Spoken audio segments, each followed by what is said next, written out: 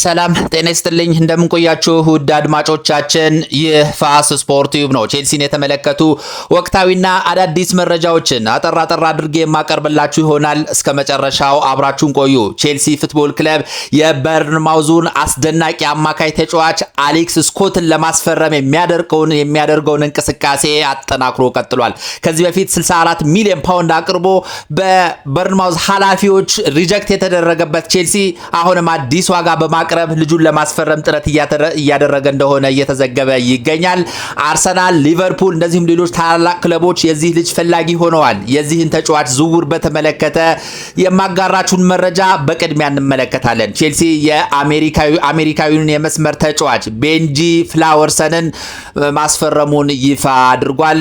ቼልሲ ከዚህ ተጫዋች ጋር ሙሉ ስምምነት ላይ ደርሷል። ይህ የ18 ዓመት የመስመር ተጫዋች በበርካታ ክለቦች ይፈለግ የነበረ ቢሆንም መጨረሻ ላይ ለቼልሲ ለመፈረም ተስማምቷል። ስለዚህም መረጃ የማጋራችሁ ነገር ይኖራል። ቼልሲ ፉትቦል ክለብ የክሪስታል ፓላስቱን አስደናቂ ተከላካይ ማክሰንስ ላክሮስን ለማስፈረም የሚያደርገውን እንቅስቃሴ በድጋሚ አጠናክሮ ቀጥሏል። ከክሪስታል ፓላስ ኃላፊዎች ጋር ስምምነት ላይ ለመድረስ እየተቃረበ እንደሆነ ነው እየተገለጸ የሚገኘው።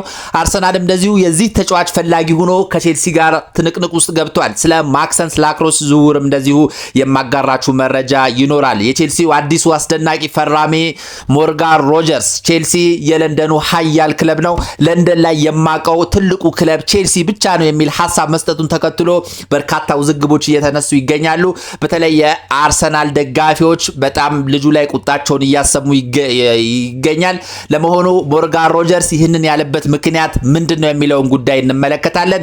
ከዚህም በተጨማሪ አሌሃንድሮ ጋርናቾ ያለውን ዝውውር ሁሉ አጠናቆ በይፋ የአስቶን ቪላ ተጫዋች ሆኗል።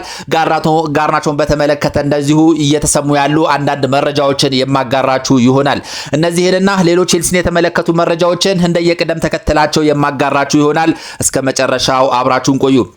ወደ መጀመሪያ ዘገባ ስንሸጋገር አሌክስ ስኮትን እናገኛለን። የበርንማውዙን አስደናቂ ተከላካይ አሌክስ ስኮትን ለማስፈረም ከፍተኛ እንቅስቃሴ ሲያደርግ የነበረው ቼልሲ አሁንም እንደዚሁ ልጁን ለማስፈረም የሚያደርገውን እንቅስቃሴ ያጠናክሮ ቀጥሏል።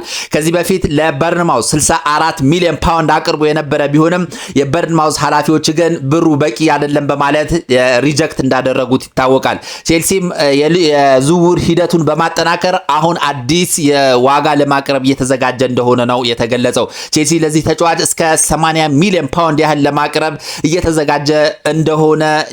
እየተዘጋጀ ነው የሚሉ መረጃዎች እየወጡ ይገኛሉ። ይህ የበርንማውዙ አስደናቂ አማካይ አሌክስ ስኮት ቼልሲ መግባት እንደሚፈልግ በይፋ እንዳሳወቀ ነው የተገለጸው። ቼልሲን መቀላቀል እፈልጋለሁ፣ ክለቤ በርንማውዝ ሊለቀኝ ይገባል የሚል ሐሳብ አቅርቦ የበርንማውዝ ኃላፊዎች ግን በገንዘቡ የመጣ ልጁን ሆልድ አድርገው ይዘውታል። ቼልሲም የልጁን ፍላጎት በመረዳትና የአማካይ ስፍራ ተጫዋችን ለማስፈረም ካለው ሁኔታ አንጻር ልጁን ወደ ስታንፎርድ ብሪጅ ለማምጣት ተጨማሪ ከ75 እስከ 80 ሚሊዮን ፓውንድ በማቅረብ ይህንን የበርንማውዙን ወሳኝ ተጫዋች አሌክስ ስኮትን ቼልሲ ያስፈርማል ተብሎ ይጠበቃል። ከቼልሲ በተጨማሪ አርሰናል የዚህ ልጅ ፈላጊ ነው። እንደዚሁም ሊቨርፑል የዚህ ልጅ ፈላጊ ነው። በርካታ ክለቦች ይህንን ተጫዋች የማስፈረም ከፍተኛ ፍላጎት እንዳላቸው ነው የተገለጸው። ልጁ ግን ስታንፎርድ ብሪጅ መምጣት ይፈልጋል። በተለይ ዣቪ አሎንሶ ጋር እንደሚተዋወቁና የዣቪ አሎንሶ አድናቂ እንደሆነ የተገለጸው ይህ አሌክስ ስኮት ቼልሲ መጠነኛ ገንዘብ የሚጨምር ከሆነ ወደ ስታንፎርድ ብሪጅ የመምጣቱ ነገር የማይቀር ነው እየተባለ ይገኛል። ቼልሲ አማካዮችን በማጠናከር ላይ ተጠምዷል። በተለይ ኢንዞ ፈርናንዴዝ ከቼልሲ የሚወጣም የማይወጣም ከሆነ ይህን ልጅ ቼልሲ ማስፈረም ይፈልጋል።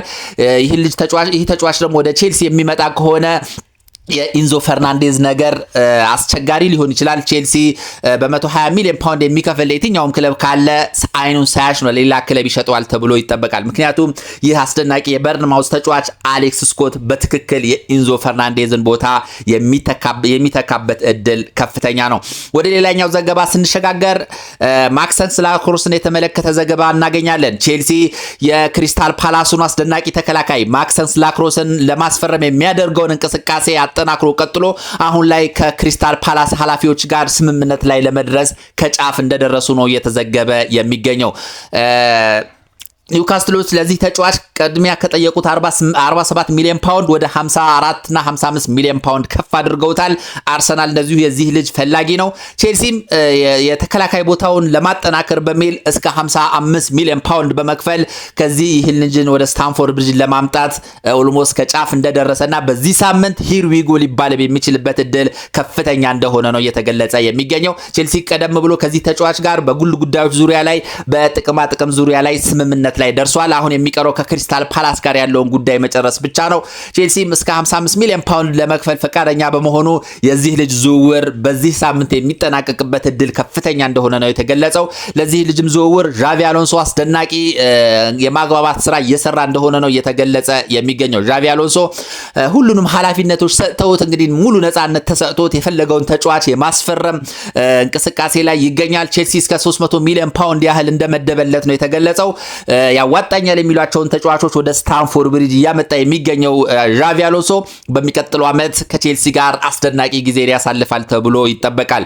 ወደ ሌላኛው ዘገባ ስንሸጋገር ቼልሲ አዲስ አሜሪካዊ ወጣት ተጫዋች አስፈርሟል። ስሙም ቤንጂ ፍላወርሰን ይባላል። የመስመር ተጫዋች ነው። ግን 18 ዓመት አልሞላውም። በሚቀጥለው ዓመት ነው 18 ዓመት የሚሞላው። ነገር ግን ቼልሲ የልጁን ተሰጥኦ በመመልከት ከክለቡ ኃላፊዎች ጋር ስምምነት ላይ ደርሷል። የዚህ ተጫዋች ክለብ ስም ዳላስ ፉትቦል ክለብ ይገኛል። በአሜሪካ ያደረገ የእግር ኳስ ክለብ ነው። በጣም በርካታ ክለቦች ሲፈልጉት ነበረ። አስደናቂ የመስመር ተጫዋች ነው። በጣም ክህሎቱ ከፍተኛ ነው። በመጪዎቹ ዓመታት እንግዲህ አስደናቂ ብቃት ያሳያሉ ከብለው ከሚታወቁ ተጫዋቾች አንዱ ነው። እንግዲህ ቼልሲ ከብዙ ክለቦች ጋር ተጋፍቶ ነው ይህንን ተጫዋች ወደ ስታንፎርድ ብሪጅ ያመጣው። ነገር ግን አሁን ላይ 18 ዓመት ያልሞላው በመሆኑ በሚቀጥለው ዓመት ቼልሲን ይቀላቀላል። ልክ እንደ ስቲቫኦ ማለት ነው። ስቲቫኦ 18 ዓመት አልሞላውም ነበር በጊዜው ቼልሲ ሲያስፈርመው። ከዛ በኋላ ነው እንግዲህ ቼልሲን የተቀላቀለው። አሁንም ይህን ተጫዋች በሚቀጥለው ዓመት ቼልሲን በይፋ ይቀላቀላል ተብሎ ይጠበቃል። ወደ ሌላኛው ዘገባ ስንሸጋገር አሌሃንድሮ ጋርናቾን የተመለከተ ዘገባ እናገኛለን። አሌሃንድሮ ጋርናቾ እንግዲህ ቼልሲ በውሰት በቀጣይ ዓመት አስገዳጅነት ባለው ውል በአስገዳጅነት አስቶን ቪላ አሌሃንድሮ ጋርናቾን ማስፈረም አለበት። ለጊዜው ግን በውሰት በሚል ነው እንግዲህ ወደ አስቶን ቪላ ያቀናው። ያለውን የሕክምና ምርመራውን አጠናቆ ለአስቶን ቪላ በይፋ ፊርማውን አኑሯል። ነገር ግን የዚህ ልጅ ዝውውር አሁን ላይ እየተባለ የሚገኘው ምንድነው ያላቸውን ይሄ ባላንሳቸውን ለማስተካከል ነው ሁለቱም ክለቦች የተጠቀሙበት እየተባለ ይገኛል። ምክንያቱም በእንግሊዝ ሕግ መሰረት እንግዲህ ይሄ ወጪና ገቢያቸውን የማመጣጠን ስራ መስራት ይጠበቅባቸዋል። ቼልሲ ያን ያህል መጠን ከፍተኛ ተጫዋች ከሞርጋን ሮጀርስን ከአስቶን ቪላ ገዝቷል። ስለዚህ ቼልሲ ከዚህ በኋላ የተወሰኑ ተጫዋቾችን መሸጥ አለበት። ይሄ ስቴትመንቱን ማስተካከል አለበት። አለበለዛ ቅጣት ይጠብቀዋል። ተጨማሪ ተጫዋቾችን የሚያስፈርም እድሉ ዝቅተኛ ሊሆን ይችላል። ለአስቶን ቪላም ተመሳሳይ ነገር ነው ያለውና ይሄ ባላንሳቸውን የካምፓኒያቸውን ባላንስ ለማስተካከል የተጠቀሙበት ስልት ነው እየተባለ ይገኛል። ያም ሆኖ ግን ቼልሲ አሌሃንድሮ ጋርናቾን ለአስቶን ቪላ በመሸጥ ሂሳቡን ስቴብል ለማድረግ ችሏል። ወደ ሌላኛው ዘገባ ስንሸጋገር እንግዲህ ሞርጋን ሮጀርስን የተመለከተ ዘገባ እናገኛለን። ሞርጋን ሮጀርስ በሰጠው ሀሳብ ቼልሲ የለንደኑ ታላቁ ክለብ ነው በማለት ሀሳብ መስጠቱ ይታወቃል። ብዙዎች የአርሰናል ደጋፊዎች የአርሰናል አክቲቪስቶች እየተቃወሙት ይገኛሉ። ምክንያታቸው ደግሞ ይህ ተጫዋች አርሰናል ሊገባ እንደነበረ ይታወቃል። ስለዚህ አሁን ቼልሲ በመምጣቱ የአርሰናል ደጋፊዎችን ለማበሳጨት ነው የሚል ሀሳቦች እየተሰነዘሩ ይገኛሉ። ነገር ግን በርካታ የቼልሲ አክቲቪስቶች ደግሞ ለዚህ ምላሽ እየሰጡ ይገኛሉ። ሞርጋን ሮጀርስ እየተናገረ ያለው ማንንም ለማበሳጨት አይደለም፣ ያለውን እውነታውን እየገለጸ ይገኛል የሚሉ ሀሳቦችን እየሰነዘሩላቸው ይገኛሉ። ቼልሲ ሁለቴ የአውሮፓ ሻምፒየንስ ሊግ ያሸነፈ ክለብ ነው። አርሰናል አንድም የአውሮፓ ሻምፒየንስ ሊግን አላገኘም።